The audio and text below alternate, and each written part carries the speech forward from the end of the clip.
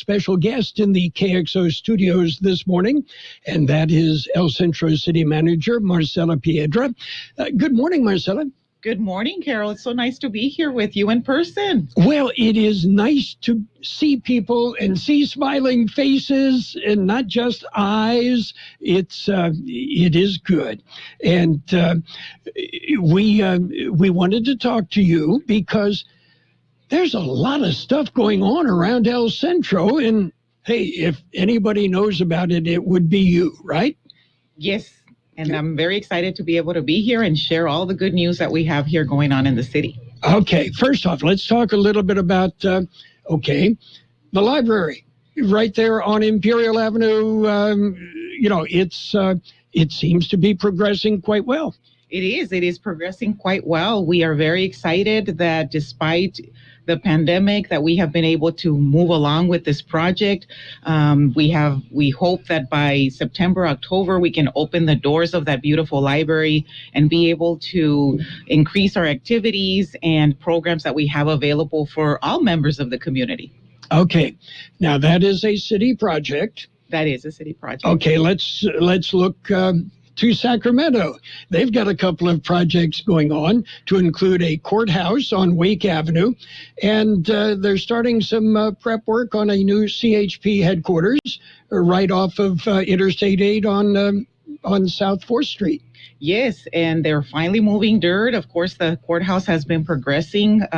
It seems like by the end of this year, they will be opening their doors. As you can see, is a building that really stands out on Wake Avenue. And of course, the California Highway Patrol building that they're building, they started moving dirt. And so we're very excited to see those projects moving along and that kind of investment in our community. Okay, and the Highway Patrol, I know that's been under discussion for over 20 years because where they are located right now is...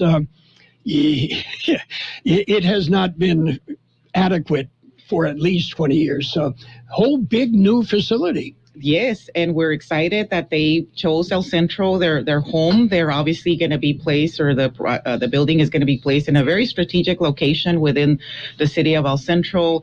They obviously have access to Highway 86, Interstate 8. So and the property is a good sized property for the project that they're building. So we're very excited. Okay. Now, a few other projects, and I asked you about the tiny houses right there by Lowe's. Yes. And, a great project. I know the city lead on that, along with Imperial Valley College. Are they occupied? They are fully occupied, Carol. We have 26 tiny homes, and the partnership that we have with the Imperial Valley College and the support also of the County of Imperial with funding for that project, and of course the state of California with the Home Key program, the lives that have been impacted by those tiny homes, it is incredible. The project, of course, is targeting homeless youth, and they're fully occupied, and we've already seen the benefits of having those tiny homes available for the students. So very, very happy that we were able to partner up with these agencies to be able to provide those and produce those here in the city. Okay, 26 of them. 26 tiny homes, and they are so adorable. If you were to see them, they have everything I think of an individual needs to be able to have that life that they need to be able to improve their life. I don't know, but when I was in college, all I needed was a stereo and a place to put my albums. And they have that, and so they are equipped to be able to assist them in their goals, personal goals, and of course, educational goals. So we're very, very happy that we were able to offer that support for our youth. Okay, and while we're on the subject of housing, one of the elements that I have been impressed with is the changes on Adams Avenue with,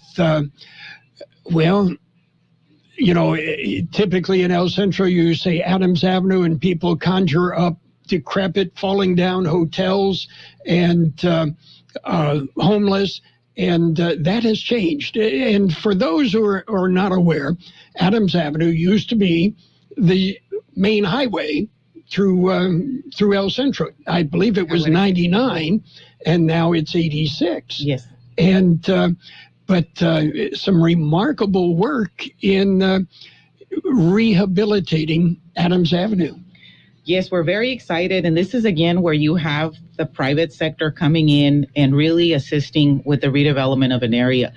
Obviously, the city has done its share as well with the construction of the sports pavilion, the skate park, and the aquatic center, which has really also been what we believe a catalyst in having this transformation for some of these motels that needed some rehabilitation. So we have been pleased to see the transformation, and also it has really helped us from a public safety standpoint to be able to have those areas improved, as it gives people obviously more security. They feel safer in that area. So we've mostly the rehabilitation of motels, the conversion has taken place on Adams. There's been other areas, but primarily it's been concentrated on Adams Avenue. I know on Ocotillo by Imperial Avenue, a conversion as well. And it provides affordable housing, got people off the streets, and rehabilitated real estate. That is correct. So it's a win-win for everybody. Of course, the property is improved. It makes it more appealing. So it is a win-win for everybody. And of course, not to mention, as you stated, Carroll, it provides affordable housing, which is very much needed here in our county. Okay. How about private sector housing?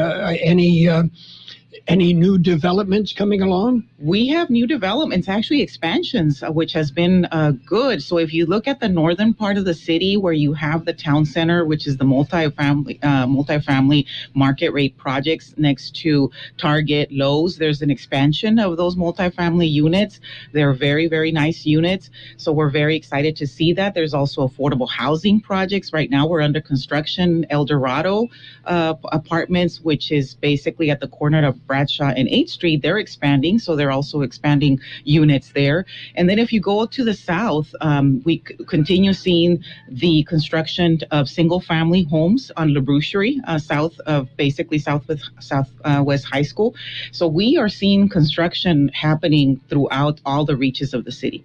Okay, the completion of the overpass on Imperial Avenue, that was brought up 40 years ago and was stymied by some people in the city of El Centro, but it's now complete, and Imperial Avenue will be extended at least, through McCabe Road? The plan is we're doing it in phases, and of course it takes funding to be able to do this, and it takes money. It only takes money, right?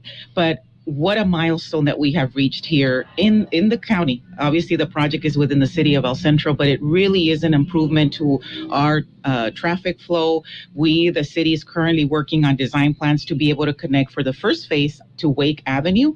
The plan is to connect east and west and ultimately, obviously, extend all the way to La Boucherie. So we're very excited because the possibilities of growth and economic development as you move to the south just expand for the city. And we're looking at a variety of projects there, commercial development, residential. So there's a variety of projects. And ultimately, the goal is to end up connecting to McCabe Road. Okay. And to me, that is something that, again, should have been done 40 plus years ago. And now it is there, and it opens up the city for further development. That is correct. And we're very excited to see that. And in many cases, what also stifles development is infrastructure, right? And by the fact that we have this improved new street, it really opens up the opportunity for the private sector to come in and invest as they see those improvements in terms of infrastructure. Okay, let's get back to the private sector that you just brought up. I've seen evidence of work at various and sundry buildings that have been vacant, and people are starting to do some work there. Smart and Final, the old Smart and Final building, I see some work going on there. Yes, so an O'Reilly auto store is going there. We are so happy that we finally were able to see that building being occupied or soon to be occupied. Right now, they're fixing that. There's also, as you probably saw, at the Golden Corral, it's fenced off at this point in time. What they're doing is they're cleaning the site, hopefully to encourage a tenant to come in. And then moving up north in the area where the University of Phoenix, Social Security, Security office is we are going to be seeing a new Dairy Queen. That's going to be coming in, a Dunkin' Donuts. So we're very excited about those projects. Also, wait a minute. You just shot my diet. Dairy Queen, Dunkin' Donuts, I can see a weight gain coming. That is correct. But I think we all enjoy those treats, and we're happy that they're coming into our area. We actually already have a Dairy Queen. It's at the Abbey Mall. So this is an expansion. So we're very pleased to see that. As we move more towards the south, there's other private development that is coming in, as the Ivy Commons is going to have a Five Below store. It's a discount specialty store that is coming into the city. Many areas have them. And there's obviously other projects coming in. There's a new hotel that's being built, the Home to Suites, 79 guest room hotel that's being built at the mall. All of this really improves the community by providing jobs, revenue. There's been some new businesses that have opened, even within the core of our city. Antonio's Meat Market has opened right there where the former Our Photo was established. And Bill's Q-In before that. Okay, so you see, we're taking these buildings that needed some TLC, and they're coming in and they're being revitalized. So we really thank that private sector for being able to do that. Okay. And this is all positive things. When you read about the economy and what's going on, it is all right now very positive. And somebody wants to start a business, this is the time to get it up and running, right? Yes, what it has been interesting for us and very favorable is that despite the pandemic and its impacts that it has caused, obviously in all of our lives, right? We have our construction, our projects never stopped. They continued, people continued building.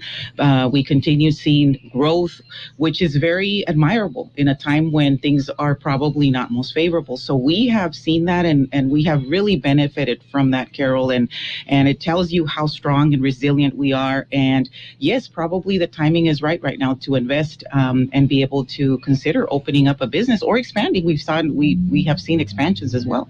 Okay, and one thing that is very close to me is downtown. And I see, just to drop a few names, Andy Alvarez and his wife Karina have done several buildings. Our old friend Bill Caldwell, very active in downtown. And you drive downtown 4th, 5th, 400, 500, 600 into the 700 block. They're filling up. Yes, and we are happy because through obviously our city leadership, our city council, we were able to provide funding for a program that has really benefited the facades, right? The windows, of the painting of the downtown. Not only that, Carol, but we have also come back and brought in some life by providing some events. I mean, we recently, just last Saturday, had a very beautiful event at the town square. We did Mardi Gras. So we are also trying to come back in and work with our businesses as well to be able to bring that excitement, that entertainment to the downtown area. Not only that, but also investing and assisting our business owners with improving their facades and helping them as best we can, because we know it's a partnership. The city can't do it by itself, and the business also needs that support from its community and its city. So we are here and we are excited that we see this new energy throughout the downtown and throughout the city. It's just great to see that kind of positive energy. It is a very positive energy, and I think the city of El Centro population will continue to grow. My estimate now is basically 50,000 people. And, as the name says, El Centro, it is the center, the retail hub. And God bless the people from Mexicali and Yuma that come over here and shop on a regular basis. Their money and tax dollars are welcome, right? Absolutely. We do welcome everybody that comes in and visits us. We are, as you pointed out, in a prime opportunity. We recently updated our strategic plan, and some of the sentiments that came across from our community members that participated in that process is they called us the heart of Imperial Valley. And we feel that we do have a heart. I mean, when you talk to people and they say, what do they value? What do they really care about in the community? hosts its people. We're friendly. We really embrace each other. We support each other. And so for us, we are in a very prime location. As you can see, we have the major, county operations, other major activities that really bring people into our city. Okay, and this is not so much the city of El Centro, but I think it's something that the city is involved in. All the talk about Lithium Valley and the development going on at Salton Sea. And I am not convinced that Sacramento or people, the elected officials, are going to do the right thing for El Centro or for Imperial Valley. And, Lithium Valley, okay, we're going to extract the lithium.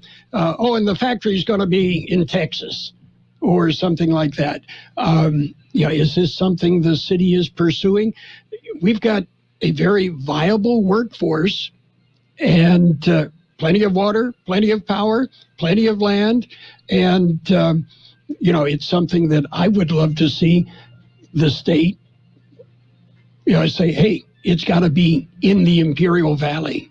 And there is several initiatives that are going on right now. In fact, the California League of Cities is very actively trying to support bills that do support lithium development. And I think that just like with any other project, right? I mean, we all benefit. Whether it's in Brawley, whether it's in Calexico, Imperial, I think we all benefit from projects that come into our community because we are supporting jobs, right? Ultimately, it is jobs, even if it's construction. I mean, if you look around, in particular, our city, and look at our hotels, our motels, you see a lot of trucks, utility trucks that are out there. We are supporting, in a way, whatever development comes in. And we do support legislation, and we are... whatever we can do to support it, we know there's a benefit to the community. Okay. Anything else that we missed? We talked about some of the events that the city has been behind, and that brightens up the area and keeps people entertained and, a chance to get out and mix and know your neighbors. Yes, that's why I'm very happy that I have this opportunity to be here in person with you, Carroll, because I think that we all need that human connection, right? And it's been some difficult times for us this past 2.5 years. And so for us as a city, the men and women that work within the city of El Centro, and of course our elected officials, our city council, we are so excited to be able to do these programs, these activities for the community. We know that we need it. We also appreciate the community response. I mean, just to give you a highlight is we're very proud of our utility box program. We had an opportunity to showcase the talent, the artwork of our local community. We had people from different ages participate. And so that really brings us together as a community. So we're so happy that we see that. So on behalf of all the men and women of the city of El Centro who work to try to offer these things to the community, thank you, Carroll, for your time. And I'm very happy that I was able to be here. Okay, Marcela, we appreciate the visit.